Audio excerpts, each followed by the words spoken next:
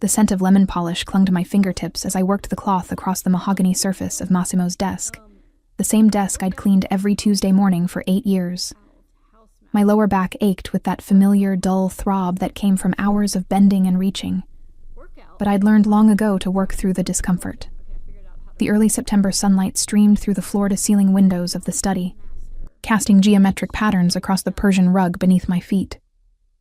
I paused to adjust the silver-framed photograph on the corner of the desk, the one of Massimo and his late brother Marco, taken years before I'd started working here. My fingers lingered on the frame for just a moment, remembering the weeks after Marco's death when this entire mansion had felt like a tomb, when Massimo had barely spoken to anyone, and I'd moved through these rooms like a ghost, maintaining order in the only way I knew how. "Marina, when you finish in the study, Signora Ferretti wants to see you in the morning room." Rosa's voice broke through my thoughts. She stood in the doorway, her expression carefully neutral, but I caught the flicker of concern in her eyes. My stomach tightened. In the 3 months since Massimo had married Bianca, I'd learned to recognize that particular tone in the other staff members' voices. The young Signora, as we were required to call her, had very specific ideas about how the household should run, ideas that often contradicted the systems we'd perfected over years of working for Massimo. "Thank you, Rosa," I replied, setting down my polishing cloth and smoothing my black uniform dress. "Did she say what she needed?" Rosa shook her head, but her lips pressed together in a thin line before she turned and disappeared down the hallway. I took a steadying breath, checking my appearance in the ornate mirror above the fireplace. My dark hair was pulled back in its usual neat bun, my uniform pressed and spotless, my face carefully composed in the professional expression I'd mastered long ago. The walk to the morning room felt longer than usual. My practical shoes made soft sounds against the marble floors, passing through corridors lined with artwork that I'd dusted countless times, their value so astronomical that I'd stopped trying to comprehend it years ago. The morning room sat at the eastern corner of the mansion, Bianca's favorite space, all cream and gold with fresh flowers delivered daily. I knocked softly on the doorframe. "Signora, you wanted to see me?" Bianca turned from the window where she'd been standing, her young face arranged in an expression I'd come to recognize over these past months. She was beautiful in the way magazine covers demanded, all sharp cheekbones and designer clothes, her blonde hair falling in perfect waves. But there was a hardness around her eyes, a tightness in her smile that never quite reached the rest of her features. "Marina, yes." She gestured to one of the chairs, but didn't sit herself, preferring to remain standing, to maintain the physical advantage of looking down at me. "We need to discuss your position in this household." My hands folded in my lap, fingers interlacing to hide their sudden trembling. "Of course, Signora. Is there something I can improve in my work?" She laughed, a sound like crystal breaking. "Your work is fine, Marina. Adequate, even. That's not the issue." She moved closer, her perfume, something floral and expensive, filling the space between us. "The issue is that you've been here too long. You've become too comfortable, too familiar." The words landed like physical blows, but I kept my expression carefully neutral. "I've always tried to maintain proper professional boundaries, Signora." "Have you?"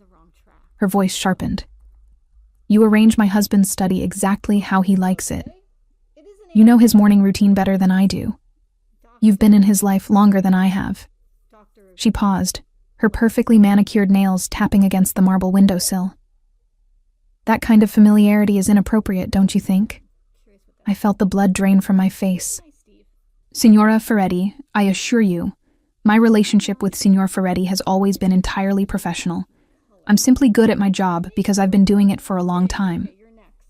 8 years, she said, her tone making it sound like an accusation. 8 years of being the woman who knows all his secrets, who's there for every important moment, who he trusts implicitly. She turned to face me fully now, her blue eyes cold. "Well, I'm his wife now, Marina. I'm the woman who should know everything about him. I'm the one he should trust, not the help." The casual cruelty of that last word stung more than I wanted to admit. I'd never been just the help to Massimo, or at least I'd allowed myself to believe I wasn't. I was the person who'd been there when Marco died, who'd maintained this house through Massimo's darkest period, who'd earned his respect through years of quiet loyalty. "I understand that you're his wife, Signora," I said carefully. "I would never presume to—" "You're fired." The words fell into the space between us with brutal finality. I stared at her, certain I'd misheard. "I'm sorry, what?" "You're fired," Bianca repeated, and now there was satisfaction in her voice, in the slight curve of her lips. "Effective immediately. You have 1 hour to collect your personal belongings and leave the property." My mind reeled, trying to process this sudden shift. "But Signora, I haven't done anything wrong. If there's been a complaint about my work, surely I deserve to know what it is, to have a chance to—" "There's no discussion to be had, Marina." She moved to the door, her hand on the handle. "I've already spoken with the payroll department. You'll receive your standard severance, nothing more. 1 hour. And please use the service entrance when you leave. I don't want the other staff to see you making a scene." "A scene?" The word came out sharper than I'd intended. "I've worked here for 8 years. I deserve at least an explanation. A proper—" "What you deserve," Bianca interrupted, her voice dropping to something dangerous, "is exactly what I choose to give you. This is my house now, Marina. My husband's house. And I won't have someone lurking around who thinks she has some special claim to his attention or his trust." The truth beneath her words crystallized in that moment. This wasn't about my work or professional boundaries. This was about a young woman, barely 25 years old, who'd married a powerful man and found that power didn't automatically translate to security. She was threatened by me, by the years I'd spent in Massimo's life, by the quiet respect he'd always shown me. "Does Signor Ferretti know about this?" I asked, already knowing the answer. Her smile widened. "My husband is in New York on business. He won't be back until Friday. By then, you'll be long gone, and we can both spare him the unpleasantness of having to choose between his wife's comfort and his employees' feelings." She opened the door wider. "1 hour, Marina. Don't make this harder than it needs to be." I stood on shaking legs, pride warring with shock. Part of me wanted to argue, to demand to speak with Massimo directly, to fight for the position I'd earned through years of dedicated service. But another part of me, the part that had survived by reading the dynamics of power in this house, knew that fighting would only make this worse. "I understand, Signora," I managed, my voice steadier than I felt. "I'll be gone within the hour." As I walked back through those familiar corridors for what would apparently be the last time, I passed Rosa in the hallway. She took one look at my face, and her own crumpled with understanding. "She didn't," Rosa whispered. "She did." My voice felt hollow. "I have an hour to pack." Rosa's hand found mine, squeezed it briefly. "Massimo won't let this stand. When he finds out—" "He's in New York until Friday," I interrupted. "And by then it won't matter. His wife has made her decision." In my small room on the 3rd floor, the space that had been mine for 8 years, I began pulling my belongings from drawers and closets. It wasn't much. A few changes of clothes, some photographs, the rosary my grandmother had given me before she died. Everything else in this room belonged to the house, to the Ferretti family, to a life that had just been ripped away from me without warning. My hands shook as I folded a sweater, and I had to stop, pressing my palms flat against the dresser to steady myself. 8 years. 8 years of loyalty, of discretion, of being there through deaths and deals and dark nights when Massimo had needed someone who wouldn't judge him, wouldn't ask questions, would simply exist as a steady presence in his chaotic world. And now, Bianca, who'd known him for less than a year, had decided that loyalty was a threat. I glanced at the clock. 40 minutes left. I needed to hurry, needed to leave before I did something foolish like cry in front of the other staff, or worse, beg Bianca to reconsider. My pride might be all I had left after today, but I would keep it intact. As I zipped up my small suitcase, the one I'd brought with me 8 years ago when I'd first arrived at this mansion as a nervous 23-year-old hoping to prove herself, I caught sight of my reflection in the mirror. The same dark eyes, the same careful expression. But there was something else there now too. A kind of hollow recognition that the life I'd built here, the security I'd found, could be dismantled in minutes by someone who saw me as nothing more than an obstacle to be removed. The service entrance, Bianca had said. Use the service entrance, as if even my departure needed to be hidden, shameful, invisible. I picked up my suitcase and took one last look at the room that had been my sanctuary, my home. Then I walked out, closing the door softly behind me, just as I'd been trained to do everything in this house, quietly, efficiently, without making a scene.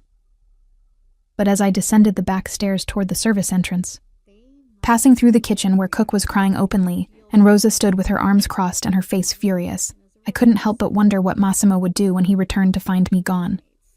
If he would even notice. If Bianca's version of events would be the only truth he heard. The thought made my chest ache in a way I couldn't quite name, a loss that went deeper than just a job, deeper than security. Because for 8 years, I'd allowed myself to believe that I mattered here, that my presence had value beyond the tasks I performed. Now, stepping out into the late morning sunlight with my single suitcase and nowhere to go, I understood how foolish that belief had been. The small apartment I'd managed to secure 3 days after my dismissal sat on the 4th floor of a building in Dorchester, a far cry from the marble halls and manicured gardens of the Ferretti mansion. The walls were thin enough that I could hear my neighbors' conversations. The radiator clanked and groaned through the night, and the single window overlooked a parking lot rather than the Charles River. But it was mine, or at least it would be for as long as my severance lasted. I'd spent those first 72 hours in a fog of practical necessities, finding housing, updating my resume, registering with employment agencies. Movement kept the hollow feeling at bay, kept me from dwelling on the sudden absence of routine that had structured my life for nearly a decade. But at night, lying on the second-hand mattress I'd bought from a thrift store, the reality would crash over me in waves. It was Thursday evening when my phone rang. I almost didn't answer, didn't recognize the number, but something, instinct perhaps, made me swipe to accept the call. Marina Lopez? A male voice, vaguely familiar. Speaking. This is Antonio, Signor Ferretti's driver. A pause. He's been trying to reach you. My heart stumbled over its next beat. Antonio had been with Massimo almost as long as I had, a quiet man who spoke little but observed everything. I've been staying elsewhere, I managed. I'm no longer employed at the house. I know. Antonio's voice lowered. We all know. He found out this morning when he returned early from New York. The entire house has been in chaos since he discovered you were gone. I sank onto the edge of my bed, my free hand pressed against my stomach where a nervous knot had formed. Antonio, I don't think it's appropriate for me to... He's furious, Marina. Antonio cut through my protest. I've driven for Signor Ferretti for 9 years. I've seen him angry. But this is different. He wants to know where you are. His wife made it very clear that my presence was no longer welcome. I said, forcing my voice to remain steady. I'm not going to cause problems in his marriage. His marriage is already having problems, Antonio replied bluntly. Signora Bianca didn't tell him she'd dismissed you. He found out when he went looking for you this morning and found your room empty. He asked the staff what happened. Rosa told him everything. The image formed in my mind. Massimo returning to the mansion, perhaps carrying that leather briefcase he always took to New York, calling my name to help him with something trivial, the way he had hundreds of times before. And finding nothing. No response. No familiar face appearing around the corner with that quiet smile and efficient competence he'd come to rely on. What did Bianca say? I asked, though I wasn't sure I wanted to know. At first, she tried to claim you'd been insubordinate, said you'd been inappropriate with the signor, had overstepped boundaries. Antonio's voice carried a note of disgust, but Rosa and Cook contradicted her story, told him exactly what had happened in the morning room, how you'd done nothing wrong, how the signora had simply decided you were a threat and gotten rid of you. My eyes burned with tears I refused to let fall. Rosa and Cook had risked their own positions to defend me, to tell Massimo the truth. The loyalty of it, the solidarity, made my throat tight. Marina, he needs your address, Antonio continued. He's been calling your old phone number, but it goes straight to voicemail. I had to get a new phone, I admitted. Cheaper plan. I couldn't afford... I stopped myself, pride stinging. It doesn't matter. Antonio, please tell Signor Ferretti that I appreciate his concern, but I don't want to cause any more trouble. His wife had every right to dismiss me if she felt... Don't. Antonio's voice turned sharp. Don't do that, Marina. Don't diminish what happened to spare someone's feelings. You were dismissed without cause after 8 years of impeccable service because an insecure woman couldn't stand that her husband respects you. That's not right. And Signor Ferretti knows it. I stood, pacing the small space between the bed and the window. What does he want from me, Antonio? What could possibly be accomplished by... He wants to make it right. The simple statement stopped me mid-step. Marina, in all the years I've known him, I've never heard Massimo Ferretti apologize for anything. But this morning, he apologized to the entire staff for what his wife did. He told us that you were family, that you'd been there through the worst period of his life, and that he wouldn't allow anyone to erase that, wife or otherwise. Family. The word echoed in my mind, carrying a weight I'd never allowed myself to acknowledge before. I'd been staff, an employee, a trusted one perhaps, but still someone who received a paycheck and followed orders. But family? He can't just override his wife's decision, I said quietly. That would humiliate her, damage their marriage. I won't be responsible for... He already did. Antonio's words fell like stones. This morning, in front of Bianca and the entire household staff, he voided your dismissal. Told Bianca that she had no authority to fire anyone who'd been with the family as long as you had without consulting him first.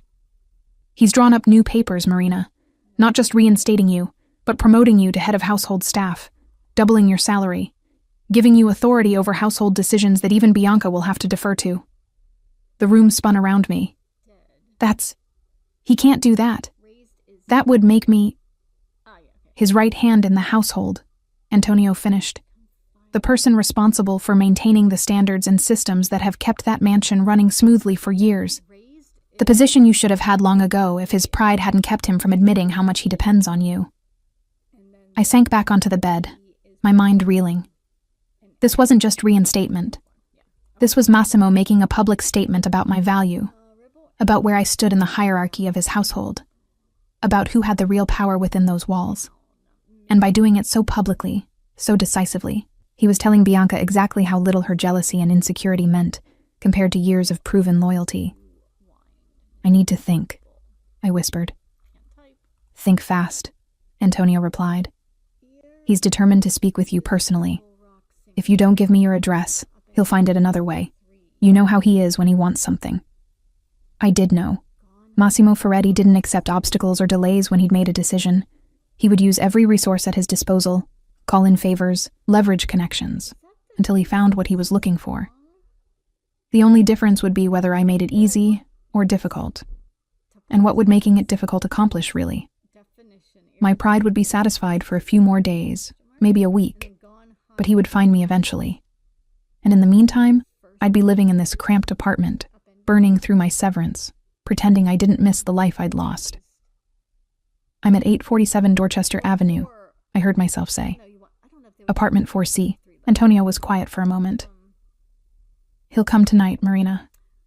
Be ready. The call ended, and I sat in the gathering darkness of my apartment, looking around at the sparse furnishings, the unpacked boxes in the corner, the life I'd been trying to convince myself I could build from nothing. My grandmother's rosary sat on the small nightstand, the beads worn smooth from years of her prayers. I picked it up, letting the familiar weight settle in my palm. What would you tell me to do, Abuela? I whispered to the empty room. But I knew what she would say. She'd always told me that true respect was rarer than gold, that loyalty deserved loyalty in return, that pride should never blind you to genuine care. She'd also warned me about the dangers of getting too close to powerful men, but she'd lived in a different world, a different time. I stood and began the ritual of preparing for a meeting I both dreaded and desperately wanted. Changed from my worn jeans and t-shirt into the simple black dress I'd bought for job interviews, pulled my hair into its familiar bun, applied minimal makeup with steady hands despite the chaos in my chest, An hour later, exactly at 8 o'clock, a knock sounded at my door. Not the impatient pounding of a neighbor or the tentative tap of a delivery person, but 3 measured knocks that somehow conveyed authority and respect in equal measure. I opened the door. Massimo Ferretti stood in my dingy hallway, looking completely out of place in his tailored charcoal suit, his dark hair slightly disheveled as if he'd been running his hands through it. His face, usually so carefully controlled, showed the strain of the past days, lines of tension around his eyes and mouth. But it was his expression that stopped my breath, a mixture of relief and something deeper, something that looked almost like pain. "Marina," he said, and the way he spoke my name, like a man finding water after days in the desert, made my carefully constructed defenses begin to crumble. "Signor Ferretti." I stepped back, gesturing to the small space. "Please, come in." He entered, and immediately the apartment felt even smaller, his presence filling it entirely. His eyes swept the room, taking in the second-hand furniture, the bare walls, the single window with its view of the parking lot. I saw his jaw tighten, saw his hands curl into fists at his sides before he deliberately relaxed them. "This is where you've been living," he said quietly. It wasn't a question. "It's adequate for my needs," I replied, defensive despite myself. "The rent is reasonable, and it's close to the bus line for job interviews." "Job interviews." He turned to face me fully. "You've been looking for new employment." "Of course, I have bills to pay, and my severance won't last forever." Something in his expression shifted, darkened. "Your severance. The pittance Bianca authorized before throwing you out like garbage." The bitterness in his voice startled me. I'd seen Massimo angry before, had witnessed his cold fury directed at business rivals and those who'd crossed him. But this was different. This anger had a personal edge to it, a depth of feeling I'd never seen him display over a household matter. "She had her reasons," I said carefully. "She's your wife, Signor Ferretti. She has every right to manage the household as she sees fit. Don't defend her to me." The words came out sharp, harder than I think he'd intended, because he took a breath and gentled his tone. "Marina, I know what happened.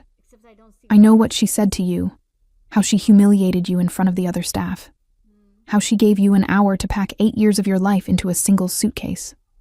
He stepped closer. "And I know why she did it." I looked away, unable to hold his gaze. She felt I was too familiar, that I'd overstepped boundaries. "She was jealous," he corrected bluntly. "Jealous of your competence, of the staff's respect for you, of the fact that I trust you with things I don't trust her with." He paused. "Jealous of the fact that you've been in my life longer than she has and that I value your presence." The admission hung in the air between us, heavy with implications I wasn't ready to examine. "That doesn't matter now," I said quietly. "What's done is done. I've moved on." "Have you?" He gestured around the apartment. "Moved on to this? To living in a space barely larger than your bedroom in my home? To hunting for jobs that will never appreciate your skills the way I do? To pretending that 8 years meant nothing?" "They meant everything." The words burst out before I could stop them. "That's the problem, Signor Ferretti. They meant everything to me.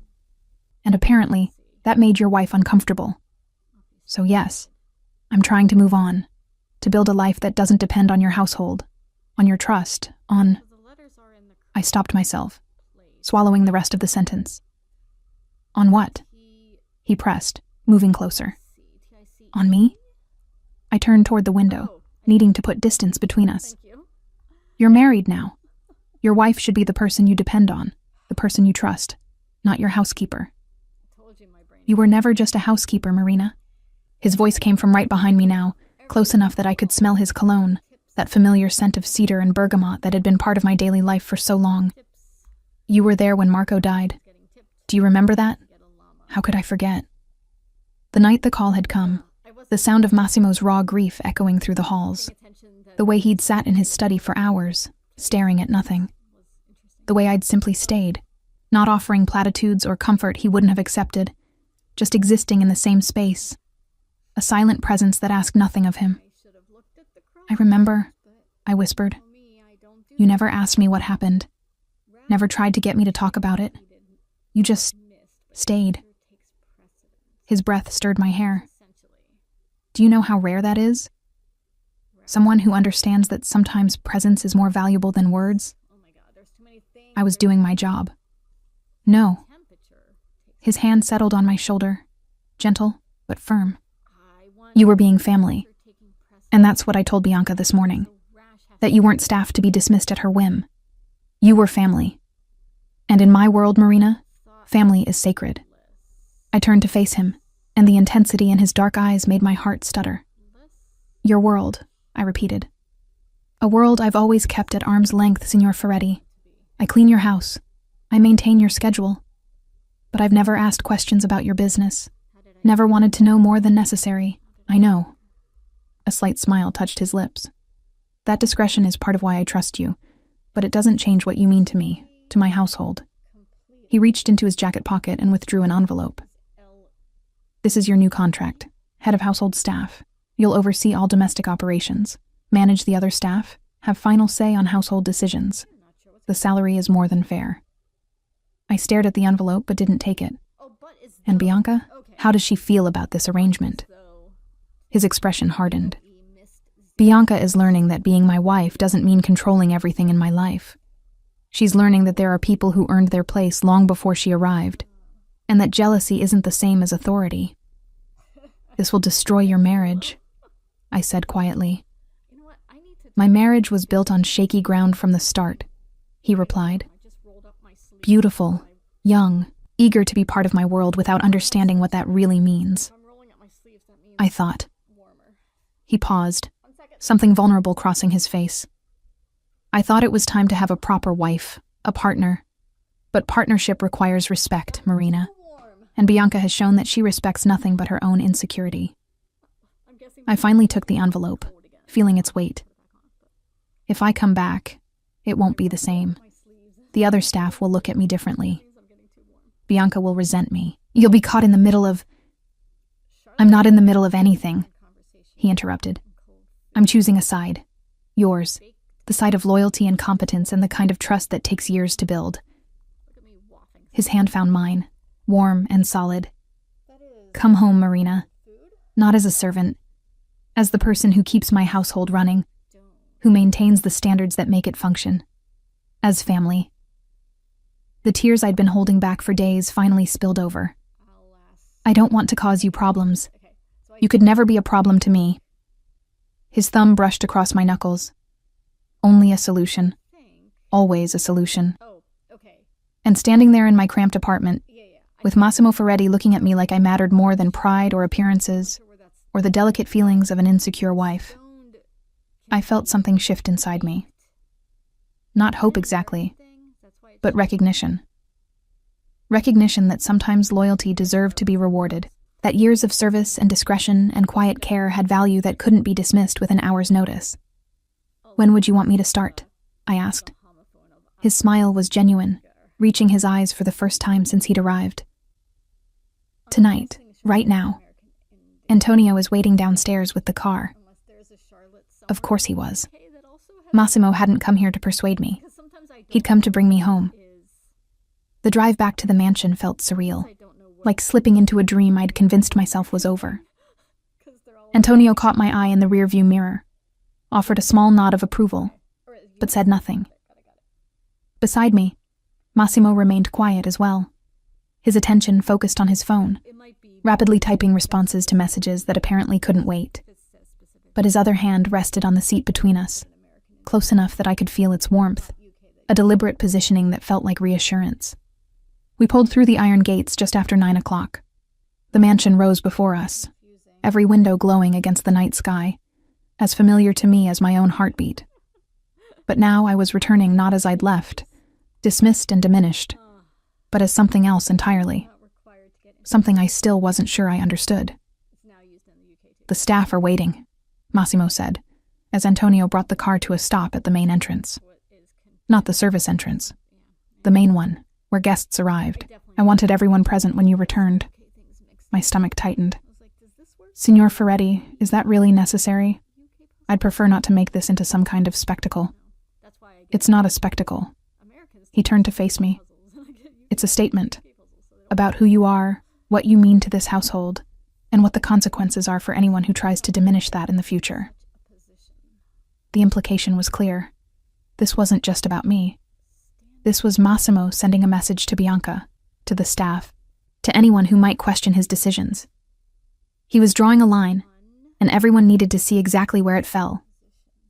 Antonio opened my door, and I stepped out onto the familiar stone driveway. The front doors opened, and there stood Rosa, cook, and the other household staff, all lined up as if greeting visiting dignitaries. But their faces showed genuine warmth, real smiles, especially Rosa, who was crying openly.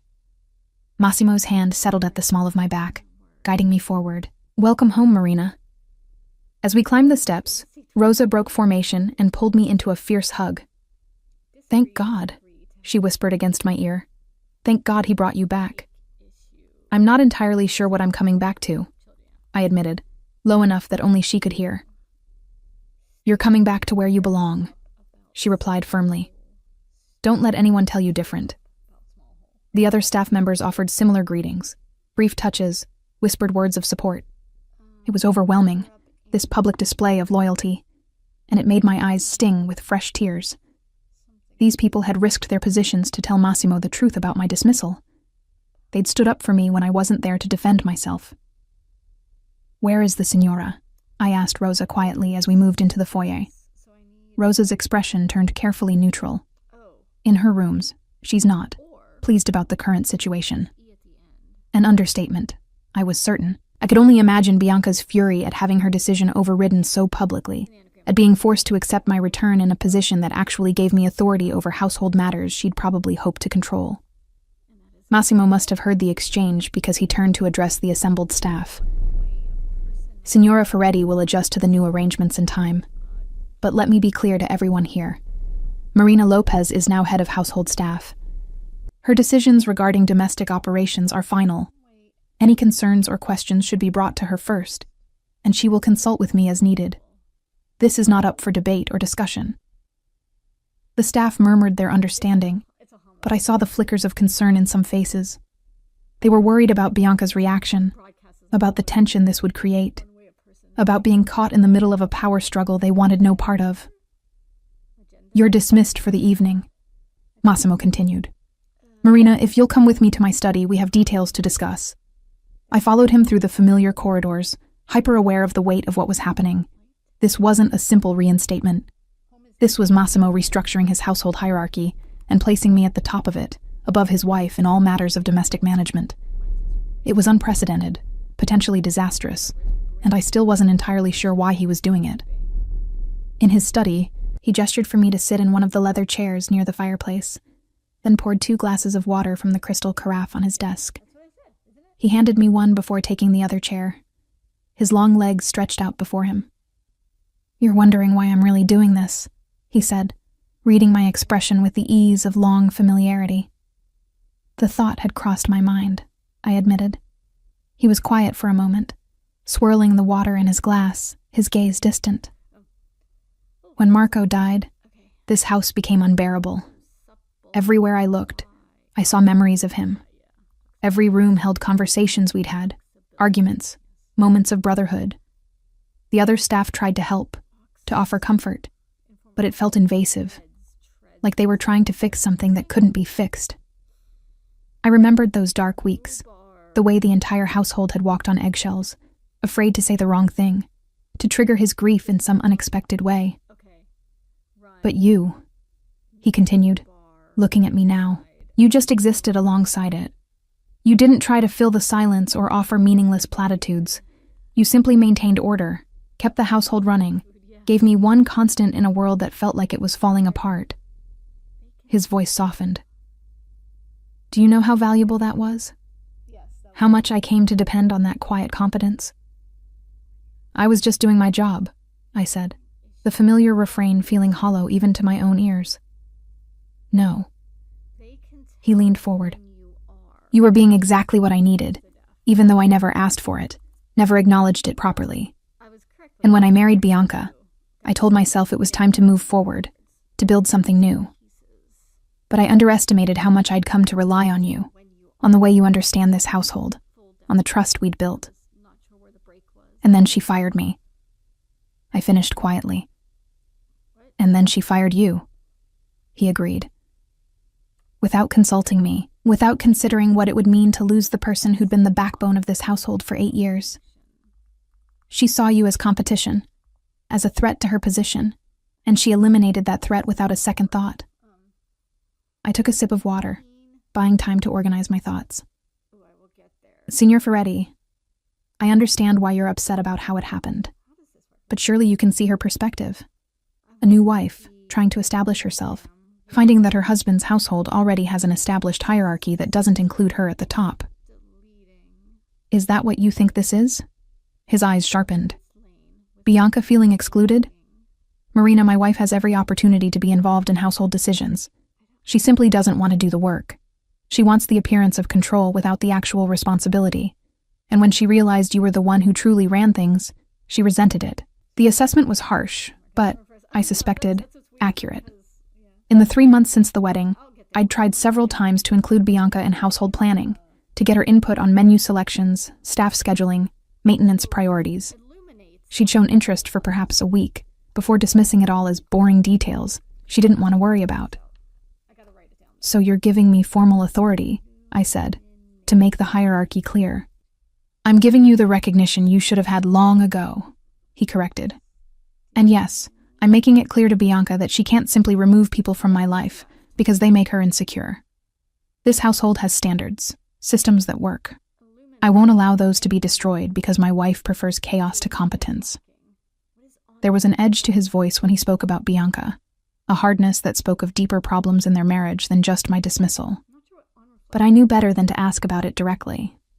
Instead, I asked, "What do you need from me, specifically? What are my actual responsibilities in this new role?" He relaxed slightly, moving into the practical territory where we both felt more comfortable. Overall management of household staff, budgeting for domestic expenses, coordination of maintenance and repairs, management of my personal schedule and appointments. You'll have access to the household accounts, authority to hire or dismiss staff as needed, and final say on all domestic matters unless I override you directly. The scope of it was staggering. This wasn't just a promotion. This was Massimo giving me control over nearly every aspect of his personal life that didn't directly relate to his business operations. And the Signora? I asked carefully. How do I handle conflicts with her? His expression hardened again. You bring them to me. Bianca will have to learn that throwing tantrums and making unilateral decisions isn't how this household operates. If she has legitimate concerns, we'll address them. If she's simply trying to assert dominance, I'll handle it. I set down my water glass, my hands folding in my lap in that familiar gesture of composure I'd perfected over the years. Signor Ferretti, I appreciate everything you're doing, truly. But I need you to understand something. I didn't leave because I wanted to. I left because I was dismissed, yes, but also because I didn't want to be the cause of problems in your marriage. And now, with this arrangement, I will be the cause of problems, serious ones. My marriage already has problems, he replied bluntly. Problems that existed long before Bianca fired you. This just brought them into sharp focus. What kind of problems? The question slipped out before I could stop it. Too personal, too invasive. But Massimo didn't seem offended. If anything, he looked almost relieved to have someone to talk to about it. The kind where you realize you married someone for the wrong reasons. I thought Bianca would be a good wife, a good partner. She came from a good family, understood the expectations of my world. But I mistook surface-level charm for depth, and social skills for genuine care. He stood, moving to the window that overlooked the darkened gardens. She doesn't love me, Marina. She loves what I represent. The power, the wealth, the status. And I don't love her either. I respect her as my wife in public, treat her with courtesy, give her everything she could want materially. But there's no real connection, no partnership, just two people playing the roles they're supposed to play. The honesty of it stunned me. In 8 years, Massimo had rarely spoken to me about anything truly personal. Our interactions had always maintained professional boundaries, even at their most comfortable. This level of candor felt like crossing an invisible line. "I'm sorry," I said quietly. "That must be difficult." He turned back to me, and something in his expression made my breath catch. "Do you know what I thought about when I found out you were gone? Not the inconvenience of finding a replacement, not the disruption to the household. I thought about how empty this place would feel without you in it. How wrong that seemed." "Signor Ferretti." "Massimo," he interrupted. "After 8 years, I think we can dispense with the formality when we're alone." The suggestion felt dangerous, like removing another barrier that had kept our relationship safely defined. "That wouldn't be appropriate." "Appropriate," he laughed, but there was no humor in it.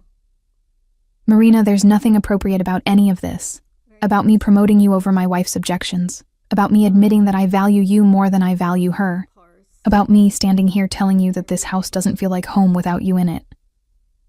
My heart was pounding now, hard enough that I could hear it in my ears. "What are you saying?" He crossed back to me, kneeling so we were at eye level. "I'm saying that for 8 years, you've been the constant in my life. The person I trusted. The person who understood me without needing explanations. And I was too stupid, too concerned with propriety and expectations, to recognize what that meant. It meant you had a competent employee," I managed, though my voice shook. "It meant I had someone who mattered," he countered. "Someone whose absence left a hole I can't ignore. Someone I need in my life in a way that has nothing to do with household management and everything to do with the fact that you make me feel less alone." I stood abruptly, needing distance. "You're married. Whatever you're feeling, whatever this is, you're married to someone else." "I know." He stood as well, but didn't move closer. "And I'm not asking you for anything inappropriate, Marina. I'm simply being honest about why your dismissal affected me so deeply. Why I can't accept a household that doesn't include you." "This is too much," I whispered. "Too complicated. I can't be the person who comes between." "You're not coming between anything," he interrupted. "Bianca and I have a marriage of convenience, of appearances. There's no deep love to betray, no sacred bond to break. We're civil roommates with a legal contract, nothing more. That doesn't make this right." "Perhaps not." He moved to his desk, pulling out the contract he'd shown me earlier. "But it doesn't change what I'm offering. A position, a salary, a formal recognition of your value to this household. What you choose to make of the rest, the personal elements, that's entirely your decision. I won't pressure you, won't make demands. But I won't pretend that having you back is purely professional either." I stared at the contract, at the crisp pages that represented a fork in the road I hadn't seen coming. I could take it, step back into this world with new authority and new complications. Or I could refuse, walk away, try again to build something separate from Massimo Ferretti and everything he represented. But even as I considered it, I knew what my decision would be, because he was right about one thing. This place felt like home in a way nowhere else ever had. These people felt like family. And Massimo, complicated and dangerous and inappropriate as it might be, mattered to me in a way I'd spent 8 years refusing to examine too closely. "I'll take the position," I said quietly. "On one condition." "Name it." "We maintain professional boundaries. Whatever personal feelings exist, we don't act on them. Your marriage might not be what you hoped for, but you made vows. I won't be the reason you break them." Something flickered in his eyes. Disappointment, perhaps, but also respect. "Agreed. Professional boundaries. I can work with that." He extended his hand, and I took it, feeling the warmth of his palm against mine, the strength in his grip. It was just a handshake, a formal agreement, nothing more. But as his fingers lingered a moment too long before releasing mine, I knew we were both lying to ourselves about how easy maintaining those boundaries would be. My first morning back began at 5:30, the same time I'd always started, though now I entered through the main entrance rather than the service door. My new quarters were on the second floor, in a suite that had previously been used for important guests. It included a sitting room, a bedroom larger than my entire apartment in Dorchester, a private bathroom with a soaking tub, and a small office where I could manage household affairs in privacy. Rosa had helped me unpack the night before, chattering nervously about how strange everything felt, how Bianca had locked herself in her room since Massimo's announcement and refused to come out, how Cook was convinced this would all blow over once the Signora calmed down. I knew better. This wouldn't blow over. This was a fundamental shift in the household power structure, and Bianca wasn't the type to accept it gracefully. I dressed carefully in a simple black dress, more elegant than my old uniform, but still professional, and made my way downstairs to the kitchen. Cook was already there, preparing Massimo's breakfast, and she beamed when she saw me. "Marina. Oh, it's so good to have you back where you belong. The Signor wants his breakfast in the morning room at 7, same as always, and he asked specifically that you join him." My stomach tightened. Having breakfast with Massimo wasn't unusual. I'd often reviewed the day's schedule with him over coffee. But doing it now, in this new dynamic, with Bianca presumably aware of every interaction, felt precarious. "Has the Signora requested breakfast?" I asked. Cook's smile faded. "She's still in her rooms. Had a tray sent up at midnight, barely touched it. Antonio said she spent most of yesterday making phone calls." To whom? I wondered. Her family? Friends? People who might sympathize with her position or help her undermine mine. At precisely 7, I entered the morning room carrying a leather folder with the day's schedule and household matters requiring attention. Massimo was already seated, reading something on his tablet, dressed in one of his impeccable dark suits. He looked up when I entered, and his expression softened in a way that made my heart skip. "Good morning, Marina. Please sit." I took the chair across from him, the same place I'd sat hundreds of times before. But everything felt different now, weighted with awareness and unspoken tension. "I have the weekly schedule for your review," I began, opening the folder. "You have a meeting with your accountants on Tuesday, dinner with the Castellano family on Thursday, and Marina." He set down his tablet. "Before we get into schedules, we need to discuss last night." I kept my expression carefully neutral. "Last night you offered me a position. I accepted. I'm not sure what else there is to discuss. What I said to you in my study, about why having you back matters." He leaned forward slightly. "I don't want there to be any awkwardness between us. You were right to set boundaries, and I'll respect them. But I also don't want you to feel uncomfortable because I was honest about my feelings." "I appreciate that," I said carefully. "But perhaps we should focus on the practical matters of my new role rather than the personal aspects." "Agreed." He nodded, though something in his eyes suggested he wasn't entirely convinced this was the right approach. "Have you had any contact with Bianca this morning?" "No. Cook says she's still in her rooms." "She won't stay there forever," he said. "Eventually she'll come out, and when she does, there will be a confrontation. I want you prepared for it." I'd been preparing for it since the moment I'd agreed to return. "What do you expect her to do?" "Try to undermine your authority with the staff, question your decisions, make your life difficult in small ways that she can claim are misunderstandings if I confront her about them." He picked up his coffee cup. "Bianca is good at manipulation, at playing the victim. She'll make herself seem wronged, make me seem cruel for overruling her, make you seem like an interloper threatening her marriage." "I am an interloper threatening her marriage," I pointed out, at least from her perspective. "You're the person keeping my household running smoothly," he corrected.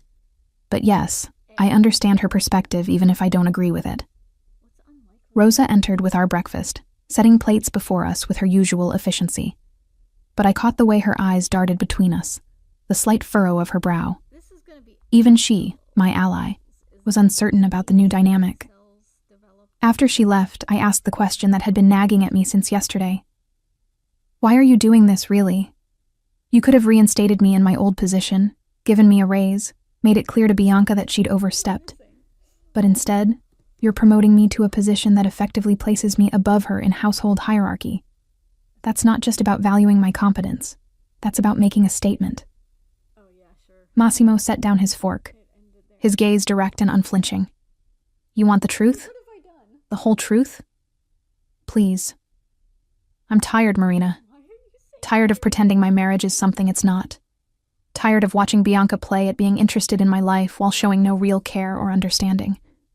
Tired of maintaining appearances for the sake of social expectations. He paused. When I found out she'd dismissed you, something in me broke. Or maybe something that had been cracking for months finally shattered, and I realized I didn't want to pretend anymore. Pretend what? That I'm satisfied with a wife who sees me as an accessory to her lifestyle rather than a person. That I'm content with surface-level conversations and empty gestures. That I don't notice the difference between someone who's with me because of what I represent versus someone who stood by me because of who I am. The implication was clear, and it made my throat tight. Massimo, I've stood by you because you're my employer, because you've treated me fairly and paid me well. Don't romanticize our relationship into something it's not. Isn't it? He challenged. You could have left years ago, Marina. With your skills, your discretion, you could have worked for any of the families in Boston. Some of them offered you positions, I know they did. Higher pay, better hours. But you stayed. Why? I looked away, unable to hold his gaze. Because I was comfortable here. Because I knew the routine. Because this felt like home, he said softly. Because the people here became your family. Because somewhere along the way, this stopped being just a job and became something more important. He wasn't wrong, and we both knew it. But admitting it felt dangerous, like opening a door I'd kept carefully locked for 8 years. That doesn't change the fact that you're married, I said quietly. Or that I'm now in a position where every interaction between us will be scrutinized, interpreted, used as evidence of whatever people want to believe. Let them believe what they want, he replied. I know the truth. You know the truth. That's what matters. Before I could respond, the door to the morning room opened. Bianca stood there, dressed in a silk robe, her hair loose around her shoulders, her face pale but composed. Her eyes went immediately to me, sitting at breakfast with her husband, and I saw the fury flare in them before she controlled it. How domestic, she said, her voice carrying that brittle cheerfulness that always preceded her worst moments. The happy employer and his newly promoted help, sharing a morning meal. Massimo's expression hardened. Bianca, I wasn't aware you'd be joining us. Clearly. She moved into the room, her movements deliberately graceful. I thought perhaps I should remind you both that I still live here, still have some claim to my husband's attention. You have every claim to my attention, Massimo replied, his tone carefully neutral. Marina and I were simply reviewing the household schedule as we've done for years. Ah, yes, the household schedule. So important. More important, apparently, than consulting your wife before making major staffing decisions. We discussed this yesterday, he said. My decision is final. Bianca's laugh was sharp. Your decision. How convenient that your decisions always seem to benefit her. She turned to me. You must be very proud of yourself, Marina. Fired 1 week, promoted the next. All because you've convinced my husband that he can't function without you. I stood, unwilling to remain seated while she loomed over me. Signora, I assure you, I never sought this position. Your husband offered it, and I accepted because I care about this household and the people in it. How noble, she sneered. The devoted servant, martyring herself for the good of the household. Tell me, Marina, do you really expect me to believe this is purely professional? That there's nothing personal in the way my husband looks at you, the way he speaks about you, the way he rushed to bring you back the moment he discovered I'd dismissed you? That's enough, Bianca. Massimo's voice cut through the room like a blade. You're out of line. Am I? She turned to him. Or am I finally seeing clearly what's been in front of me this whole time? You don't want a wife, Massimo. You want a glorified housekeeper who makes you feel understood and doesn't challenge you or make demands. Well, you have one now. I hope she makes you very happy. She swept out of the room, leaving a wake of tension behind her. Massimo and I stood in silence for a long moment. I'm sorry, he said finally. You shouldn't have to deal with that. She's not entirely wrong, I replied quietly. About how this looks, what people will think. She's wrong about your motives, he countered. About why you're here, why you accepted this position.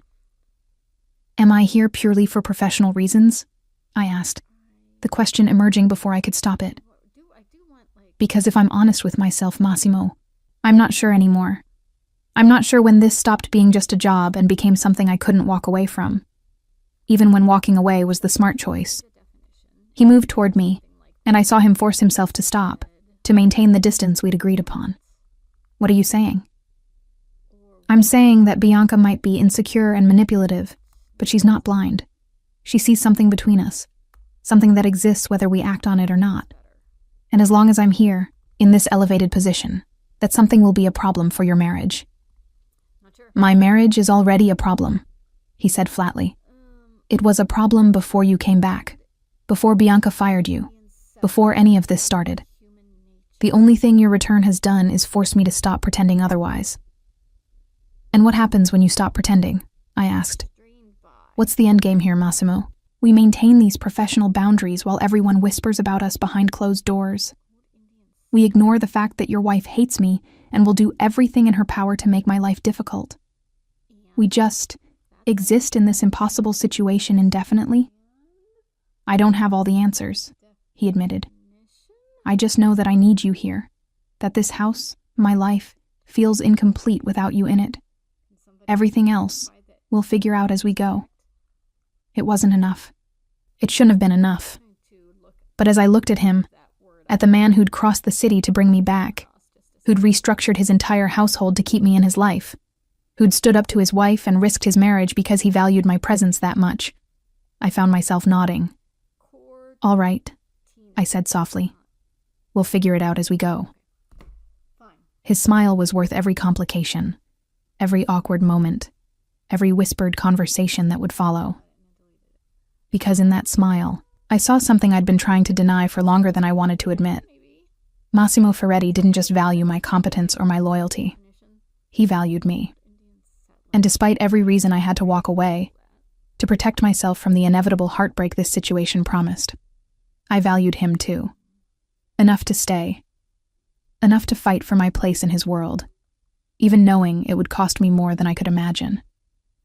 Enough to risk everything. The following week settled into a routine that felt both familiar and utterly strange. I resumed my duties, now expanded to include oversight of all household operations, budgeting, staff management, and coordination of Massimo's personal schedule. The other staff adjusted to my elevated position with varying degrees of ease. Rosa and Cook were thrilled, treating me with the same warmth as before, while also deferring to my authority. The newer staff members, those who'd been hired during my absence, regarded me with cautious respect. And Bianca made her displeasure known in 1,000 small ways. She would countermand my instructions to the staff, then act surprised when I confronted her about it. She would schedule social events without consulting me, forcing last-minute scrambles to accommodate her plans. She made comments in front of guests about how devoted the help was, how some people just couldn't imagine working anywhere else, with pointed looks in my direction that everyone noticed but pretended not to. Massimo saw through every tactic, but confronting her about each incident would have meant constant conflict. Instead, he doubled down on his support for me, making it clear to everyone that my decisions had his full backing, that questioning my authority was questioning his. It created an impossible tension in the household, a silent war fought through scheduling conflicts and passive-aggressive comments and meaningful looks. But it was the nights that were hardest. I would lie in my elegant suite, listening to the sounds of the mansion settling around me, knowing that down the hall, Massimo was in the master bedroom with his wife. Knowing that despite the distance between them, despite his claims that their marriage was purely for show, they shared a space I would never be part of. The jealousy surprised me with its intensity, made me feel petty and small. One night, about 3 weeks after my return, I couldn't sleep. It was past midnight, and I'd been tossing restlessly for hours. Finally, I gave up, pulled on my robe, and made my way down to the kitchen, thinking a cup of chamomile tea might help. I wasn't expecting to find Massimo already there, sitting at the kitchen island in pajama pants and a t-shirt, a glass of whiskey in his hand. "Can't sleep either?" he asked, looking up as I entered. Apparently not. I moved to the kettle, trying to ignore how domestic this felt, how dangerously intimate. "Mind if I make tea?" "Of course not," This is your domain now, remember? I filled the kettle and set it to boil, then leaned against the counter, maintaining distance between us. Bad day? Bad month, he corrected, taking a sip of his whiskey. Bad marriage. Bad decisions catching up with me. Want to talk about it? He laughed softly. That's the problem, Marina. You're the person I want to talk to about everything. You're the person I trust, the person who understands me. And you're also the person I can't talk to about most of it because the subject is usually my wife and how much I regret marrying her. Have you thought about divorce? The question slipped out before I could stop it. Every day, he admitted. But it's complicated. Bianca's family has connections to people I do business with. A divorce would be messy, would potentially damage relationships I've spent years building. So you're stuck, I said quietly. For now. He set down his glass. But Marina, I want you to know something. This situation, with you elevated in the household, with Bianca making everyone miserable, it's not sustainable. Eventually, something will have to give. What do you think will give? He met my eyes. Probably my marriage. I can pretend for business, Marina, but I can't pretend in my own home. Not anymore. Bianca understands that I'll maintain appearances publicly, but privately, she's losing her hold on whatever claim she thought she had. The kettle whistled, and I poured water over my tea bag, grateful for the distraction. That will cause problems for you. Political problems, business problems. Let it. His voice carried a finality I hadn't heard before. I've spent my life making strategic choices, doing what was expected, what was smart. Maybe it's time I made a choice based on what I actually want. And what do you want? I asked, though I wasn't sure I was ready for the answer. He stood, moving around the island toward me. I made myself stay still, not retreat, as he stopped close enough that I could smell his cologne mixed with the whiskey on his breath. I want what I had before Bianca. Peace in my own home. Trust. Someone who knows me well enough that I don't have to explain everything, perform everything. His hand lifted, fingers brushing a strand of hair back from my face. I want you, Marina. Not in some scandalous affair, not sneaking around behind my wife's back, but honestly, openly, without shame. My breath caught. You're still married. For now, he repeated. But not forever. Bianca knows this isn't working. She's already reaching out to divorce attorneys. I've had it confirmed. She's just trying to position herself for the best settlement. And when she does file, when this goes public, everyone will know it's because of me. Let them know, he said simply. I'm tired of hiding what matters, of pretending my choices are motivated purely by strategy rather than genuine feeling. You matter to me, Marina. More than business connections, more than social standing, more than a marriage that was a mistake from the start. I should have stepped back, should have reminded him of the boundaries we'd agreed to maintain. But I didn't.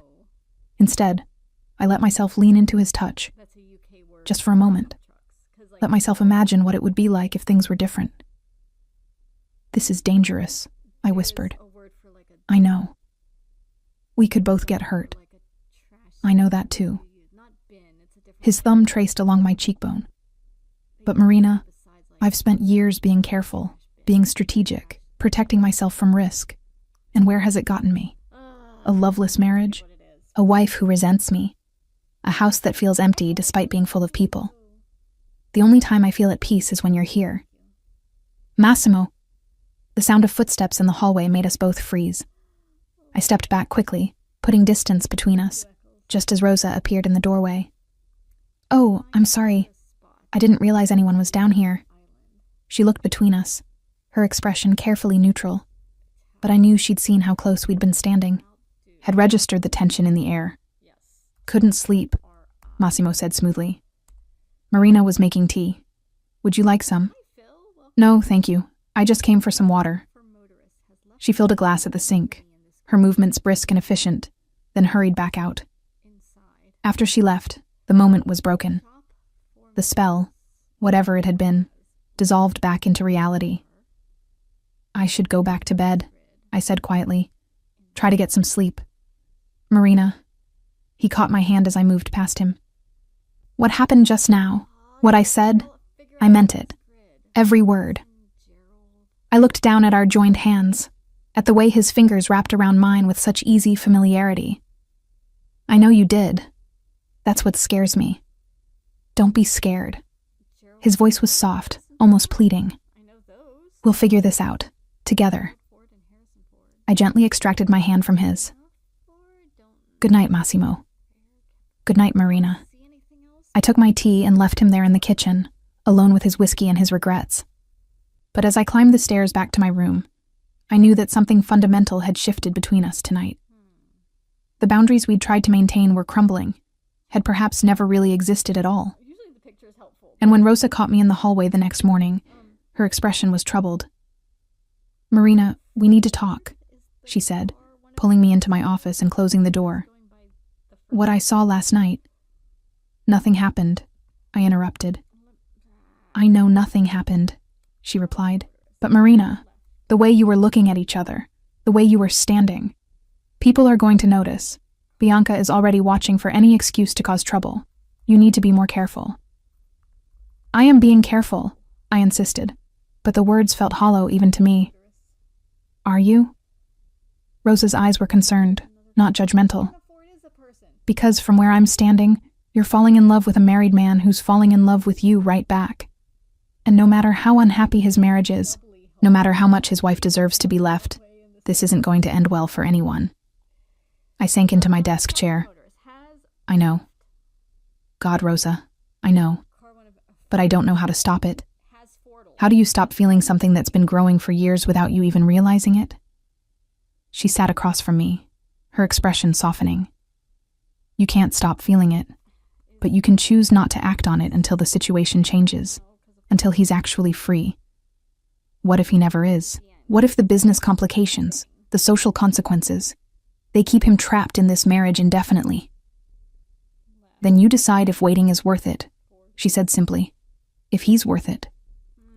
The question haunted me through the rest of that day and into the weeks that followed. Was Massimo worth the risk? Worth the complications, the whispers, the inevitable scandal when everything finally came to light? I watched him navigate his deteriorating marriage with the same strategic precision he brought to his business dealings. Saw him maintain appearances at social events while growing increasingly distant from Bianca at home. Saw the way she responded with escalating hostility, making scenes, issuing ultimatums, trying to force him into choosing between his household arrangements and marital peace. He never chose her. Not once. And slowly, I began to realize that this wasn't about me forcing a choice or inserting myself into his marriage. This was about Massimo making decisions based on what he valued, what mattered to him, what he was willing to fight for, and apparently I was worth fighting for. The realization should have felt triumphant. Instead, it felt terrifying. Because now I had to decide if I was brave enough to fight back, to claim what we both clearly wanted, despite every reason to walk away. 6 weeks after my return, Bianca filed for divorce. The news broke on a Wednesday morning. I was in my office reviewing invoices when Massimo knocked and entered without waiting for permission, his face carefully controlled, but his eyes bright with something that looked almost like relief. Bianca's attorneys served the papers this morning, he said without preamble. She's filing for divorce on the grounds of irreconcilable differences. She's asking for a substantial settlement, the penthouse in the city, and ongoing monthly support. I set down my pen carefully. How do you feel about that? Like I should have done this months ago, he replied, moving to sit in the chair across from my desk. Like I've been released from a cage I built for myself out of social expectations and strategic thinking. The settlement she's asking for, is it reasonable? It's more than reasonable. It's extortion. He laughed, but there was no bitterness in it. But I don't care. I'll give her whatever she wants if it means ending this cleanly, quickly. I studied his face, trying to read beyond the relief to whatever else he might be feeling. There will be gossip. People will blame me. Let them, he said simply. Marina, I want to be clear about something. This divorce isn't happening because of you, not the way people will assume. Yes, your return highlighted how broken my marriage was. Yes, Bianca's jealousy of you accelerated the deterioration. But the marriage was doomed from the start. We were wrong for each other in fundamental ways that had nothing to do with you. People won't see it that way. I don't care what people see. He leaned forward. What I care about is that for the first time in months, I can imagine a future that doesn't feel like a prison sentence. A future where I'm not constantly managing my wife's insecurities or pretending to be satisfied with superficial conversations and empty gestures. A future that includes me? I asked quietly. If you'll have me. His eyes held mine. I know this isn't the romantic declaration you probably imagined if you ever thought about this. I know I come with complications, with a reputation, with a world that isn't safe or simple. But I'm asking anyway. Because 8 years of working alongside you, of trusting you, of depending on your presence in my life, has taught me that I don't want to spend another day without you in it. My throat tightened with emotion. Massimo, I need you to understand something. I didn't come back here hoping for this. I came back because this is my home, because these people are my family, because I missed the work and the routine, and yes, because I missed you. But I never expected... Neither did I, he interrupted gently. I hired you 8 years ago because you were competent and discreet. I kept you on because you were excellent at your job. But somewhere along the way, you became the person I trusted most in the world. The person whose opinion mattered, the person whose presence made everything feel manageable. That's a lot of pressure, I said, trying for lightness. It's the truth. He stood, moving around the desk until he was standing beside my chair. Marina, I'm not asking you to be my wife tomorrow. I'm not even asking you to be my girlfriend right now, while the divorce is pending. What I'm asking is for you to stay, to keep being exactly who you've been for 8 years. And when everything is final, when I'm actually free, then we can talk about what comes next. I looked up at him, at this powerful, dangerous man who ran an empire built on fear and respect, who could have anyone he wanted, who was choosing me, not despite my ordinary background and lack of social connections, but because of the quiet loyalty and steady competence I'd brought to his life. I'll stay, I said softly. Not because I'm waiting for you, but because this is where I belong, where I want to be. His smile was radiant. That's all I'm asking. But of course, it wasn't that simple. The next months were a hurricane of legal proceedings, public scrutiny, and social fallout. Bianca made sure everyone knew her version of events, that Massimo had carried on an emotional affair with his housekeeper, that he'd promoted me to humiliate her, that he'd chosen a servant over his wife. Some of our social circle believed her. Invitations dried up. Business associates treated Massimo with new wariness. There were whispered conversations that stopped when I entered rooms, pointed looks when Massimo and I appeared together at household functions. But there were also defenders. Rosa and Cook spoke openly about how Bianca had treated me, about her unfounded jealousy and manipulative behavior. Antonio told anyone who would listen that Massimo's marriage had been troubled long before my return. Even some of Massimo's business associates privately admitted that Bianca had always seemed more interested in the lifestyle than the man. Through it all, Massimo and I maintained our professional relationship, our boundaries, even as everyone assumed we were already lovers. He never came to my room. I never went to his. We didn't hold hands or steal kisses or do any of the things the gossips claimed we were doing. But we grew closer in ways that had nothing to do with physical intimacy. He sought my opinion on business decisions, valued my perspective on personal matters, included me in conversations with his attorneys about household matters that would be affected by the divorce. I learned more about his empire, about the legitimate businesses and the less legitimate ones, about the careful balance he maintained between power and violence. And I accepted it. All of it.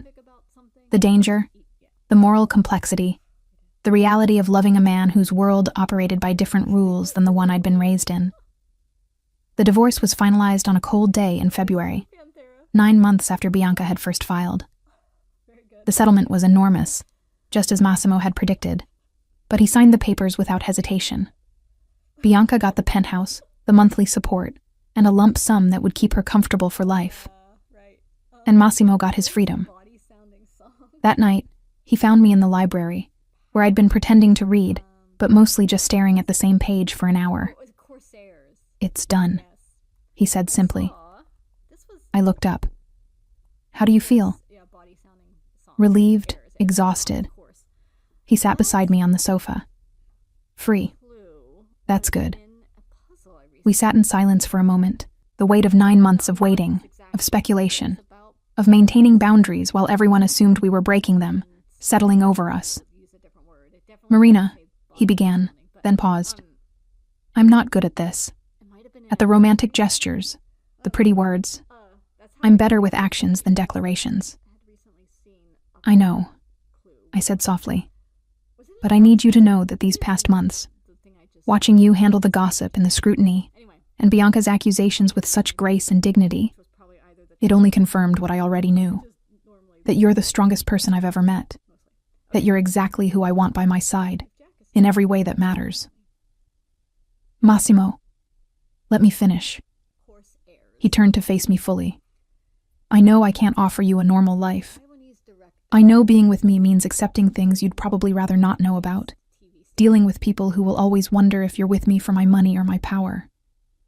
But I'm asking anyway, because I'm selfish enough to want you regardless of the complications. I set aside my book. You think I don't know what I'm getting into? I've worked for you for 8 years, Massimo. I've seen your world up close. I know exactly what being with you means. And I'm choosing it anyway. I took his hand. Not because you're powerful or wealthy, though those things are part of who you are, but because you're also the man who sat with me in silence when I was grieving my grandmother. The man who noticed when I was exhausted and sent me home early.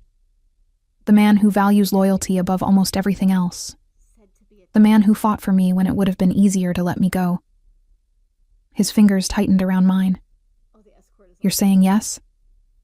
I'm saying yes to trying. To seeing what we can build together now that we're both free to choose it. He pulled me into his arms, and for the first time in 8 years, I let myself lean into his embrace without guilt or hesitation. His lips found mine, gentle at first, then deeper, with all the hunger of months of wanting and waiting.